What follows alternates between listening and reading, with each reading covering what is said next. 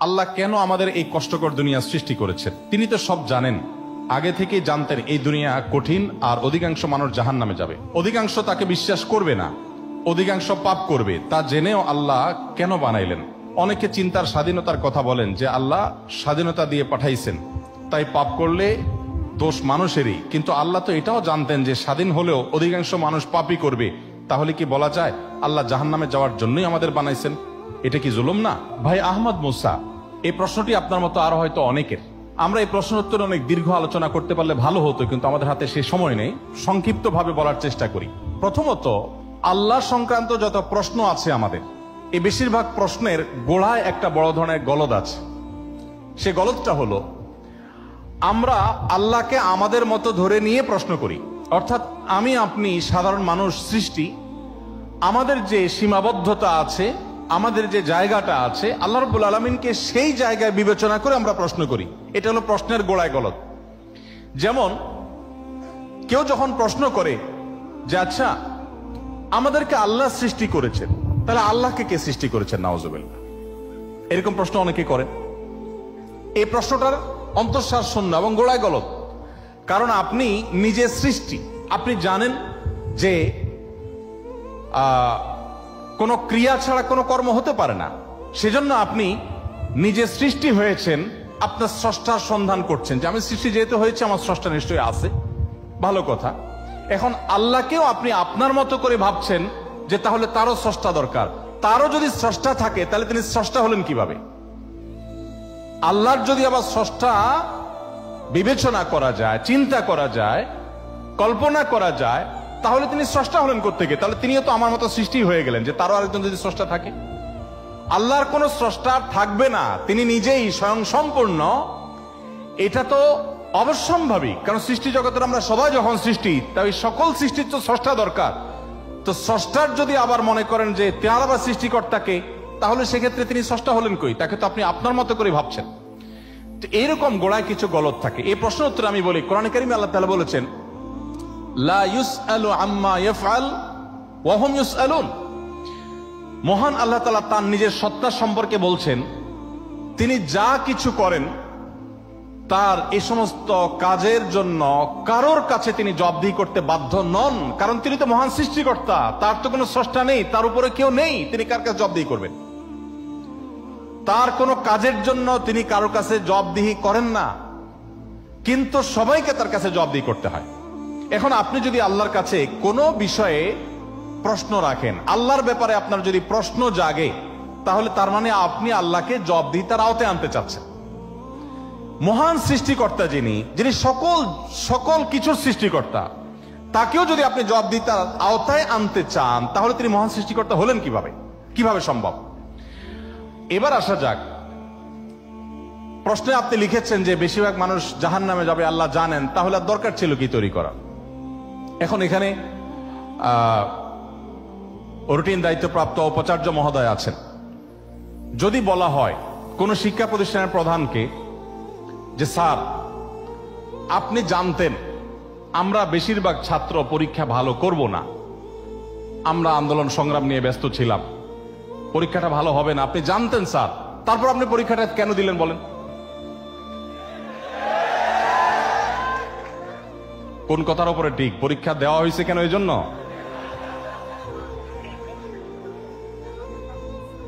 এই প্রশ্নটা যদি করা হয় কোন শিক্ষা প্রতিষ্ঠানের প্রধানকে যে স্যার বেশিরভাগ ছাত্র আমরা ভালো ছাত্র না, ভালো ছাত্র সবসময় কমই থাকে সংখ্যা, এটা আপনি জানেন স্যার, তারপর আপনি পরীক্ষাটা কেন নিলেন?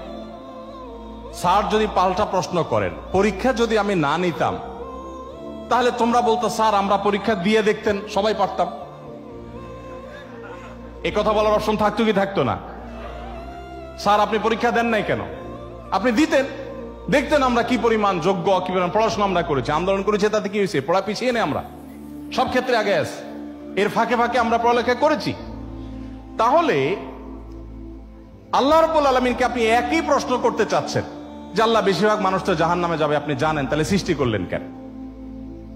এখন মানুষকে যদি আল্লাহ তাআলা এই অনুভূতি শক্তি তার সৃষ্টির আগেও দিতেন, তাহলে মানুষ তো বলতো আল্লাহ ফেরেশতাদের তৈরি করেছেন, জিনদের সৃষ্টি করেছেন, আমাদেরকে কেন সৃষ্টি করে ইচ্ছা শক্তি দিলেন না? তাহলে আমরা এটা দেখাই দিতাম। আপনি এই প্রশ্ন তো আল্লাহকে করতে পারতেন। মূলত এই সমস্ত প্রশ্নের গোড়ায় গলত আছে। দেখুন, আল্লাহ রাব্বুল আলামিন যখন মহান সৃষ্টিকর্তা, আপনি একটি পুতুল তৈরি করেছেন, একটি পুতুল তৈরি করেছেন মাটির, দুটি পুতুল তৈরি করেছেন। একটি পুতুল আপনি রেখেছেন, আর একটি পুতুল আপনি ভেঙে দিয়েছেন। এখন আমি যদি আপনাকে প্রশ্ন করি, ভাই কাজটি কি ভালো হলো? একটা পুতুল রাখলেন আর একটাকে ভেঙে দিলেন, কেন এরকম করলেন? আমার এই প্রশ্ন করাটা আপনাকে যদি আমি জবাব দিই তার আওতায় আনি, যে আপনাকে বলতে হবে এটা ইলজিক্যাল কাজ, কেন করলেন? আপনাকে প্রশ্ন যদি আমি করি, এই প্রশ্ন করার কি অধিকার আসলে আমার থাকার কথা? আপনি পুতুলটা সৃষ্টি করেছেন মাটি থেকে, করে আপনার একটা ভালো লেগেছে রেখেছেন, আর একটা ভালো লাগেনি ভেঙে ফেলেছেন। পৃথিবীর কোনো মানুষ আপনাকে জবাব দিয়ে তার আওতায় আনতে পারে? এই অধিকার আছে কারোর? থাকার কথা না। এটা একান্ত আপনার ব্যাপার।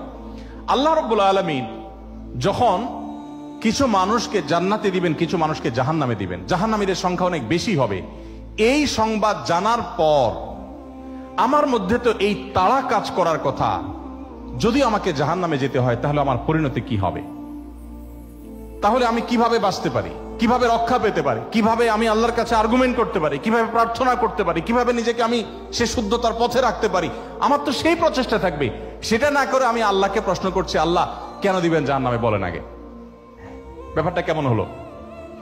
আসলে আল্লাহ সম্পর্কে ধারণা না থাকার কারণে, বা আমাদের মতো করে আল্লাহকে ভাবনা চিন্তা করার কারণে, কল্পনা করার কারণে এই ধরনের প্রশ্ন আমাদের মনে আসে। যেহেতু আমাদের সামনে জান্নাত অথবা জাহান্নাম দুটি পথের একটি, অতএব একজন ইমানদার, একজন বুদ্ধিমান মানুষ, তিনি তার জান্নাতের পথকে সুগম করার চেষ্টা করবেন, জাহান্নাম থেকে বাঁচার চেষ্টা করবেন। তিনি আল্লাহকে প্রশ্ন ছুড়ে দিবেন না। আল্লাহকে প্রশ্ন ছুড়ে দিয়ে কি হবে বলেন? আমি আরেকটা উদাহরণ দেই। ধরুন, আপনি একজন মানুষ, আপনাকে বলেছে দরখাস্ত দিতে, তুমি আমার কাছে দরখাস্ত দাও। আপনি আপনার এলাকার জনপ্রতিনিধির কাছে কোনো একটা কাজ নিয়ে গিয়েছেন, এবং সাথে দরখাস্ত তো নিয়েছেন, সাথে সুপারিশ নিয়ে গেছেন, হাই হ্যালো নিয়ে গেছেন, কাউকে দিয়ে ফোন করিয়েছেন, নানাভাবে আপনি চেষ্টা করে আপনি গিয়েছেন। সেই ভদ্রলোকের অফিসে যাওয়ার পর আপনি অনেক চেষ্টা করেছেন, কাজটা হয়নি। এখন আপনি কিন্তু জানতেন যে আমি দরখাস্ত লেখার নিয়ম আছে সেই হিসাবে লিখেছি, আবার সুপারিশও করেছি, কিন্তু আসলে হবে সেটাই যেটা তিনি চাইবেন, তার এখতিয়ার আছে এটা পাশ করা বা না করা। এখন আপনি যদি যে তাকে বলেন, ভাই নেতা সাহেব, যেহেতু বিষয়টা সম্পূর্ণ আপনার ইচ্ছাধীন, আপনি দিবেন কি দিবেন না সম্পূর্ণ আপনার এখতিয়ার, আইনও সেভাবে, নিয়মও সেভাবে, সিস্টেমও সেটা, এখতিয়ার 100% আপনার অধীনে, আপনি চাইলে দিবেন, না দিলে নাই, তাহলে নাটক কেন করলেন? দরখাস্ত দেওয়ালেন কেন আমাকে দিয়ে? আমাকে কেন আসতে বললেন? আপনি জানেন সিদ্ধান্ত নেতার হাতে, সিদ্ধান্ত জনপ্রতিনিধির হাতে, সিদ্ধান্ত সে ব্যক্তির হাতে। আপনি জানেন তিনি যা ডিসিশন নেবেন সেটাই হবে। এটা জানার পরও আপনি কিন্তু আপনার চেষ্টায় কোনো ত্রুটি করছেন না, এমনকি আপনি পাবেন না সেই সম্ভাবনা জোরালো হওয়া সত্ত্বেও আপনার চেষ্টা কিন্তু আপনি ত্রুটি করেন না। সেখানে আপনি মানুষ হয়ে বলছেন যে আল্লাহ যাকে জাহান্নামে দিবে সে তো জাহান্নামে যাবেই, এর ব্যত্যয় তো হবেই না, তাহলে আমার আর কষ্ট করে লাভটা কি? আরেকটি উদাহরণ মনে হয়েছে। এক ভদ্রলোক, তিনি একজন মুসলমানকে, একজন সন্দেহের মধ্যে থাকা মুসলমান, নামকাওস্ত মুসলমান, তিনি একজন সিরিয়াস মুসলমান, প্র্যাকটিস মুসলমানকে জিজ্ঞেস করতেছে, ভাই প্রতিদিন নামাজের জন্য আহ্বান করে, ভাই নামাজ পড়তে চলো। তো বেনামাজি মুসলমানটা বলে, না ভাই আমি যাব না। তো একদিন বলতেছে, আচ্ছা শুনেন, আল্লাহর ইচ্ছার বাইরে তো কিছু হয় না, আমি আসলে নামাজে যাই, এটা আল্লাহ চাচ্ছেন না, এই জন্য আমি যাই না। তো যেহেতু আল্লাহর ফয়সালা হয়ে গেছে, আমি যেতে পারছি না, তার মানে আল্লাহ আমাকে যাওয়ার তৌফিক দেন না, সেজন্য যাচ্ছি না। তাহলে আপনার অযথা চেষ্টা করে লাভ নাই, কেন আমাকে প্রতিদিন ডাকেন, কোনো দরকার নেই। তো এই ভদ্রলোক তিনি যখন বলেছেন যে আল্লাহ চাইলে তো আমি নামাজ এমনিই পড়তে যাব, আল্লাহ যখন আমার জন্য নামাজের ফয়সালা করবেন, আপনি ডাকা ছাড়াই আমি যাব, আর না করলে তো আমি যাব না, তাহলে আপনি অযথা কেন চেষ্টা করছেন? এই কথা বলার পরে নামাজি ব্যক্তি তার কোনো উত্তর না দিয়ে পরের দিন এই ভদ্রলোক যখন অফিসে যাবে কাজের জন্য, একই সাথে তারা থাকে, তো শার্ট প্যান্ট পরে যখন সে কাজের জন্য বের হবে, তখন তার এই দোস্ত দরজা আটকে ফেললো এবং সামনে দাঁড়ায় বলল, আজকে তো যাওয়া যাবে না। তো বলে, কেন যাওয়া যাবে না? বলে যে আল্লাহ তো রিজিক দাতা, অতএব আপনার নসিবে যেটা আছে সেটা তো এমনিতেই আসবে, আর না থাকলে আসবে না, আপনি গেলেও আসবে না, তাহলে কেন যাচ্ছেন? রিজিকের ব্যাপারে আপনি নামধারী মুসলমান হিসাবে, নাম সর্বস্ব মুসলমান হিসাবে আপনি বিশ্বাস করেন যে রিজিকে যা আমার বরাদ্দে আছে সেটা আসবেই, কিন্তু আমার চেষ্টা আমাকে করতে হবে। ওই যে ডিসিশন নেতার হাতে, কিন্তু আমাকে দরখাস্ত দিতে হবে, আমাকে অ্যাপ্রোচ করতে হবে, আমাকে চেষ্টা করতে হবে। আমার এই চেষ্টা করাটা হলো আমার দায়িত্ব। দিবেন কি দিবেন না 100% তার ইখতিয়ারে। আমি জানি তিনি না দিলে আমার চেষ্টা করেও কিছু হবে না, কিন্তু তাই বলে আমি চেষ্টা বন্ধ করব না। ঠিক একইভাবে আমি জান্নাতের জন্য চেষ্টা করব, এটা আমার কর্তব্য, এটা আমার বাঁচা মারার লড়াই। আল্লাহ তাআলা আমাকে জান্নাতে দিবেন কি দিবেন না ডিসিশন তারটাই চূড়ান্ত, তাহলে আমার কাজ করে লাভ কি? এই প্রশ্ন একেবারেই অবান্তর, একেবারেই অযৌক্তিক, কারণ পার্থিব জীবনে অন্য কোনো ক্ষেত্রে আমরা এটাকে অ্যাপ্লাই করি না।